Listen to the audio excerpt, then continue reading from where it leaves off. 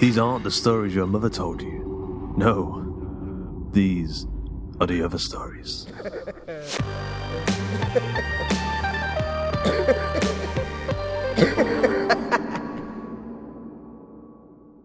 Today's episode of The Other Stories is Eyes Burning Blue, written and narrated by Jasmine Arch. No tasks or commands. Madame Mathilde had opted to ride, so Netta got the carriage to herself. With a smile, she let herself sink into the soft cushions. Having an eccentric mistress might not be so bad after all. She wasn't even shocked when Madame threw back the skirt of her riding habit to adjust the leaping horn so it sat more snugly over her left leg.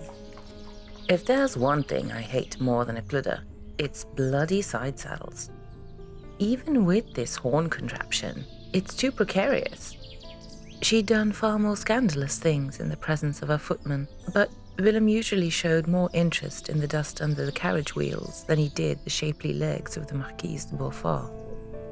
As day gave way to night, the woods grew quiet. Or they should have. Instead, an eerie howl echoed from a corner of the forest. Madame laughed, the low and husky chuckle she never let out near people of rank. Speak of a clutter, and you'll hear it howling. Netta shivered, pulled her shawl tighter around her slender shoulders, and leaned out of the carriage window. Sounds like a wolf, Madame, doesn't it?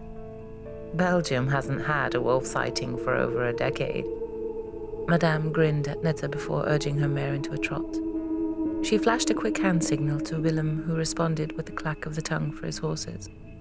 Willem's voice sounded muffled from his spot on the box seat. This'll be far more interesting. Hold on, Netta, your ride's about to get bumpy. The carriage jerked forward, passing Madame as she drew a pistol. Her grin turned feral, exposing a flash of white teeth. Netta strained to catch the slightest sound over the horse's hooves and carriage wheels. Within minutes, the howling stilled. The sharp rattle of a chain took its place, followed by a scream that raised goosebumps on Netta's arms. By the time they reached Aalst, steam rolled off the horses' flanks and lamplighters patrolled the city. Madame led them down a well-kept lane, but then she turned into narrower and dingier streets. When they pulled up in front of an inn, Netta peered at the yellow lion painted on the sign. Surely Madame wouldn't spend the night in this part of town. The building looked fairly clean, but from the sound of it, people were drinking enough to make them unfit company for a marquise, however unorthodox. As Madame dismounted and removed her riding gloves, the innkeeper scurried outside, wringing his hands. She faced him with the smiling but firm expression Netta only recognized too well. Madame was well aware of what was proper, expected of a marquise. Whether she always followed conventions was another matter. Good evening. The Marquise de Beaufort, with a party of 3. I've come at the invitation of Mayor van der Noot, but it's a bit late to impose on his hospitality before morning. I'm afraid I underestimated the length of our journey and the swiftness of nightfall in the woods. The man tugged his collar. Thank God for your safe arrival, Madame. With the darkness comes clutter. You don't want to run into him. I'd rather avoid it, for now. But since we evaded him, we do require a place to stay. Wide-eyed, the innkeeper stepped back. But your ladyship mustn't. I mean, this is Aalst, not Antwerp, but we don't have grand hotels suitable for... Perhaps I could send a boy to the mayor and... Plain meals and lodgings will suffice. Thank you. Madame let the slightest hint of ice slip into her voice. He spluttered a few more protests, but when Madame held out a hand, filled with francs, he fell silent and summoned a boy for the luggage. An hour later, the 3 travelers sat in a quiet corner of the common room. Netta fidgeted under the curious stares of the other patrons until Madame placed a cool hand on Netta's wrist. Don't worry, they're staring at me, not you. Netta shook her head and words stumbled out faster than she could stop them.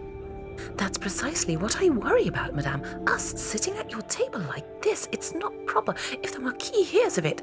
Oh, he'll have a good laugh about it, I suppose. If he minded my ways, he wouldn't have married me. Willem grunted, took a swig of his beer, and slammed the pint down hard enough to slosh the contents over his fingers. Netta, be quiet and finish your drink. Netta shrank in her seat, but Madame gave her hand a little squeeze as she leaned over the table. Don't be too hard on her, Willem. She's new at this. Remember how clumsy we used to be? Besides, scoldings draw attention too. I just want this lot to forget we're here and get back to their gossip and drinking. As if to lead by example, she sat back and sipped her wine. Well, that. And I'm starving. Netta had never seen Madame like this. She drank and laughed without reserve at Willem's banter. Instead of picking at her food and savoring dainty bites as usual, she began with a heaping bowl of stew, scraped it clean with a crust of bread, and requested seconds. The innkeeper's wife blushed at the implied compliment and brought out a portion to rival the first. Madame dug in with unladylike enthusiasm. Around them, everyone returned to their own business as the mysterious lady in their midst did nothing more interesting than eat. The talk around one of the tables grew louder and more boisterous as the beer flowed and the evening progressed. A young man, so wealthy he needed no manners, judging by the cut and finish of his clothing, bought round after round for his friends. Their boasting and laughter drowned out any other conversation. Madame glared at him between spoonfuls of stew. Her nostrils flared every time the innkeeper bowed and simpered at Monsieur Philippe. Willem tapped the table next to her hand and shook his head. Patience. When the young man slapped the backside of a serving girl, hard enough to make the poor thing wince, Madame balled her hands under the table. Damn it, Willem, why must you be reasonable? It would be so satisfying to take him down a peg or two. Or 20, Willem hissed.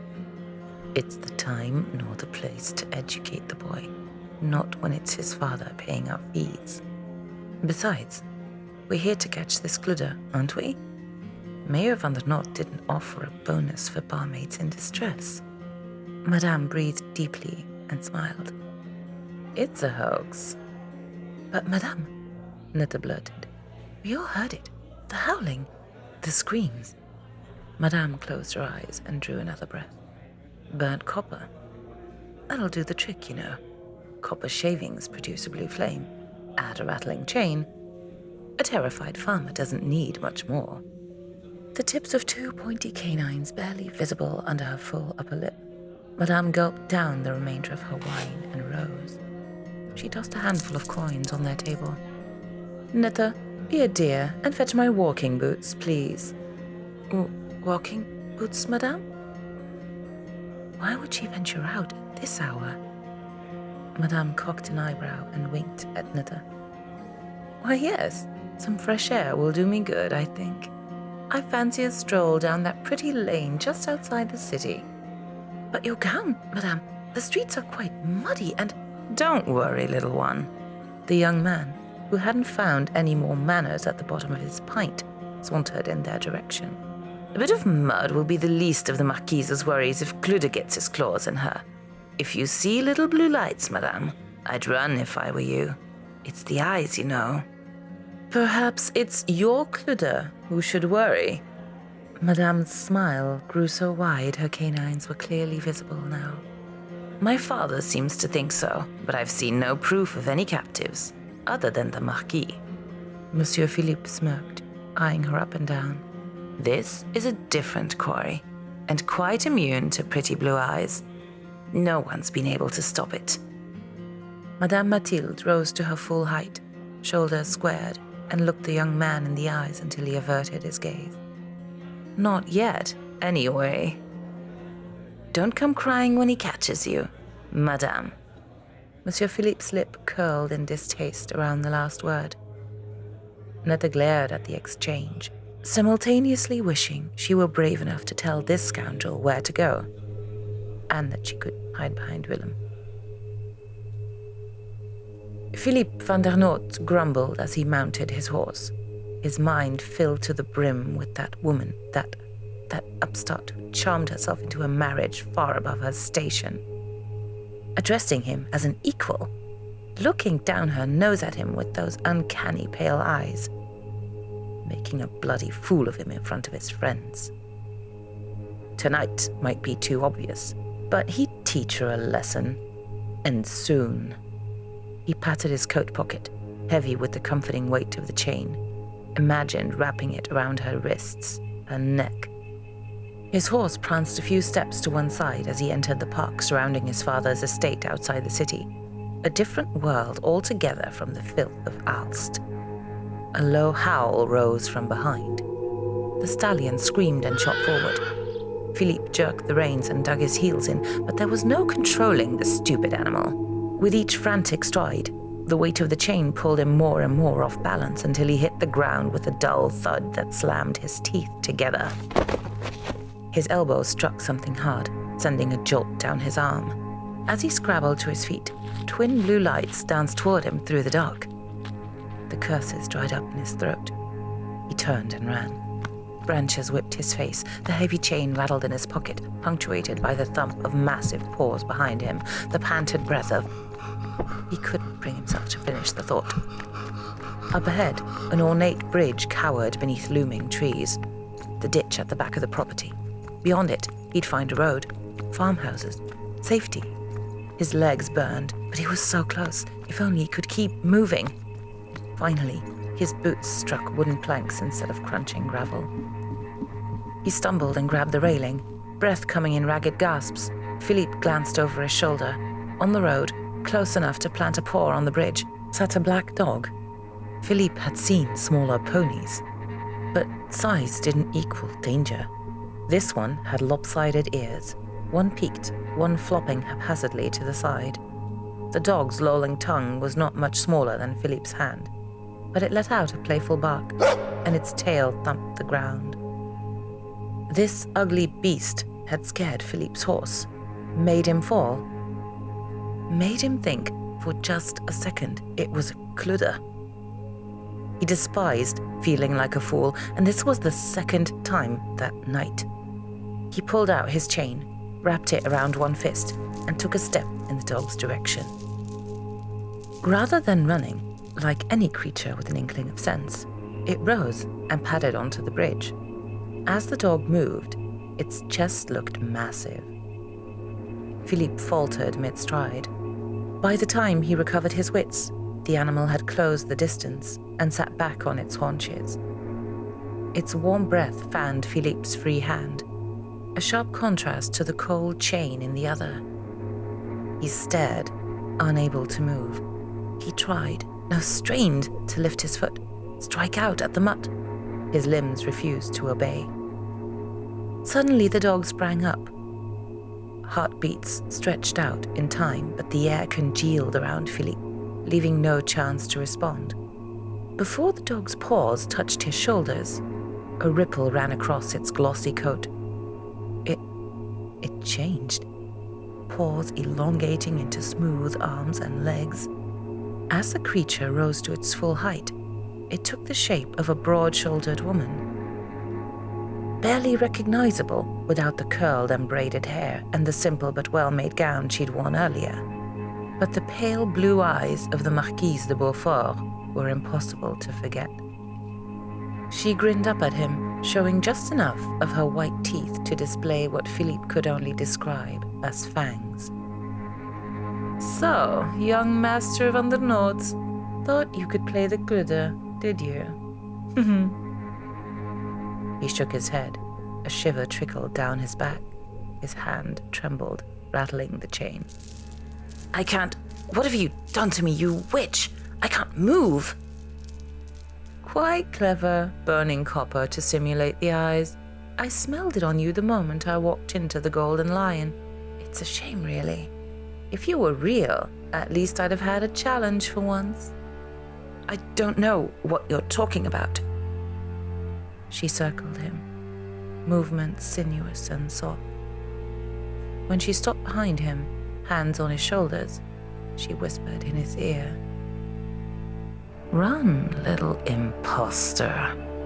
Run as if it's the devil itself clinging to your hide. Bloody well might be.